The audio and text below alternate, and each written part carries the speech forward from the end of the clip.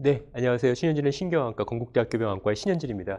오늘은 무더운 여름인데요. 땀 분비 억제제가 눈에 미치는 영향에 대해서 한번 말씀을 드려보려고 합니다. 여름 되면은 땀이 많이 나시기 때문에 어떤 분들은 땀 분비 억제제를 이제 뭐 겨드랑이 뭐 붙여가지고 여러 군데 바르시는 것 같은데요. 사실 우리가 쓰는 모든 약물들은 우리 몸에 또 우리 눈에 다 모두 영향을 줄 수 있기 때문에 우리가 사용할 때는 반드시 신중히 사용해야 되겠고요. 그리고 사용했을 때 뭔가 우리가 예상치 않은 다른 이상 반응이 나타났을 때는 반드시 선생님과 상담을 하는 게 좋겠습니다. 실제 환자분 이야기입니다. 좌안의 시력저하 또 눈부심으로 내원한 23살 여자 환자분이신데요. 자기는 특별하게 예전에 아픈 데는 없었다고 말씀하셨습니다. 그래서 이렇게 좌안에 뭔가 선생님 안 보여요. 특히 가까운 게 침침한 것 같아요. 굉장히 눈이 부셔요. 이런 주소 때문에 개인병원 안과에 방문했다가 동공 크기가 짝짝이라는 말을 듣고서 빨리 큰 병원에 가보세요라고 듣고서 이야기를 했던 분이십니다. 환자분의 시력은 1.0 정상이셨었고요. 다른 안과 검사에서 큰 문제 없으셨는데요. 보시는 것처럼 동공이 이렇게 오른쪽은 정상인데 왼쪽이 굉장히 커져 있었고요. 불빛을 줬을 때 원래 동공이 이렇게 작아져야 되는데 전혀 이쪽은 반응이 없는 그런 양상을 보였습니다. 우리가 동공부등이 있을 경우에는 어떤 질환은 응급이고요. 어떤 질환은 또 그렇지 않은 경우가 있는데 우리가 동공부등이 왔을 때 어떤 질환이 과연 응급일까요? 먼저 빛을 한 자 눈에 비춰보는 겁니다. 아니면 여러분들 집에 핸드폰 카메라가 있으시면 핸드폰 카메라에 그 불빛, 그 라이트 있죠? 그것을 해서 자기가 한번 셀피를 찍어가지고 한번 불빛을 비춰보면서도 알 수 있습니다. 만약에 동공이 불빛을 줬을 때 잘 수축한다. 그러면은 그거는 우리가 정상이고요. 만약에 전혀 불빛에 반응이 없다. 그러면 우리가 그건 이상, 동공 수축이 안 되는 거기 때문에 이상으로 볼 수가 있습니다. 그래서 동공 수축이 안 되는 것들은 우리가 3번 신경마비 또 토닉 긴장 동공, 그다음에 약물에 의한 동공 확장, 그다음에 동공을 조이는 근육이죠. 우리가 홍채 근육의 이상 이런 것들로 알아볼 수가 있는데요. 예를 들어서 3번 신경 마비 같은 경우 3번 신경이 우리가 동공에 작용하지만은 눈꺼풀을 올리는 근육, 그다음에 눈을 움직이는 근육에 모두 다 분포를 하기 때문에 3번 신경 마비에 의해서 동공이 안 작아지는 경우에는 우리 환자들이 기본적으로 이제 안검하수 눈꺼풀이 처지는 증상, 또 문체가 둘러 보이는 복시 증상 이런 것들이 같이 동반되는 경우가 일반적이고요. 긴장 동공, 우리가 이제 아디 긴장 동공이라 하는데요.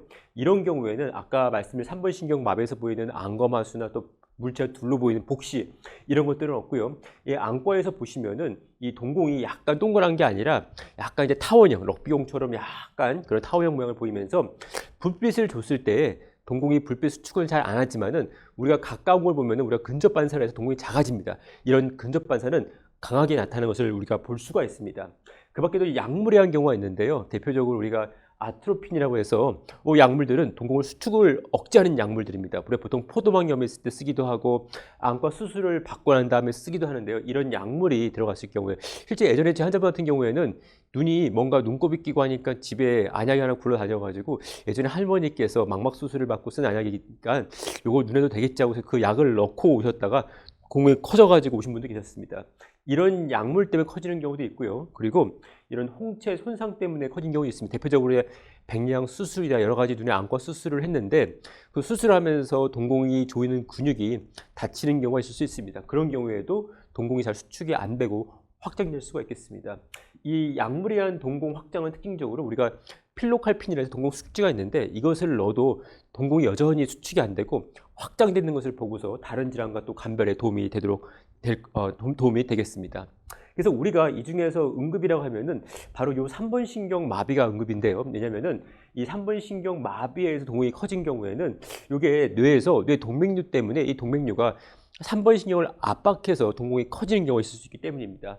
실제로 어떤 분들은 선생님 그러면은 이 동맥류가 만약에 안검하수나 아니면은 복시 이런 것들을 유발하지 않고 오로지 동공 확장만 유발할 수 있을까요? 물어보시는 분이 있는데 실제로는 거의 그럴 가능성은 없습니다. 왜냐면은 우리가 3번 신경이 있으면은 이 동공에 작용하는 이 신경 섬유들은 3번 신경 주변부에 있습니다. 주변부에 있기 때문에 실제로 이 압박을 하는 동맥류가 아주 정밀하게 이 동공을 수축하는 신경만 딱 누르면서 나머지들은 전혀 영향을 안 준다. 굉장히 어렵습니다, 사실은요. 그렇기 때문에 보통은 3번 신경 압박에 의한 동맥류 압박에 의한 3번 신경 마비는 동공 확장과 더불어서 대개는 눈운동 장애, 독시 아니면 안검하수 등을 동반한다고 보시면 되겠습니다. 따라서 우리가 동공이 커졌을 때 제일 응급은 환자분의 안검하수, 눈곱이 처져 있고 물체가 둘러보일 때 가장 응급이라 보시면 되겠습니다.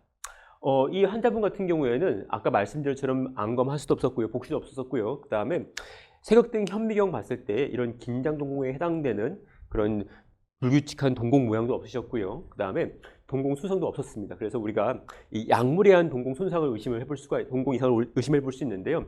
환자분께 자세히 물어보니까 최근에 땀이 많이 나가지고 스웨트롤의 땀 분비 억제제를 최근에 바른 적이 있다고 말씀을 하셨습니다.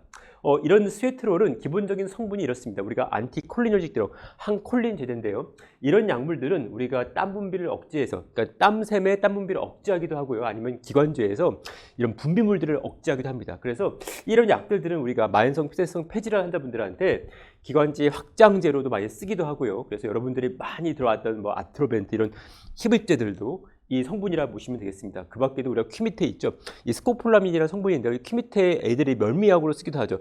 이런 성분들도 마찬가지로 이 항콜린제제 성분이라고 보시면 되겠습니다. 그래서 이런 약들 우리가 COPD 때 쓰는 폐질환 때 쓰는 뭐 호흡기 이넬러나 아니면 스코폴라민 퀴미테를 바른 다음에 손을 잘 안 씻고서 이걸 가지고 눈을 비비는 경우에는 바로 이 약물 효과 때문에 동공이 커질 수가 있습니다. 그래서 때문에 아까 말씀드린 여름에 이런 스웨트롤이나 아니면 기관지 확장제 또 스코폴라민의 퀴미테 이런 것들을 바꾸서 우리가 눈을 비비는 경우 동공 확장할 수 있기 때문에 의사들은 반드시 처음에 환자분의 말씀을 잘 듣고 어떤 것들이 원인이 될 수 있는지를 잘 병력 청취를 통해서 확인하는 것이 중요하겠습니다. 네, 오늘은 우리가 땀 분비 억제제 스웨트롤이 눈에 미친 영향에 대해서 알아봤습니다. 감사합니다.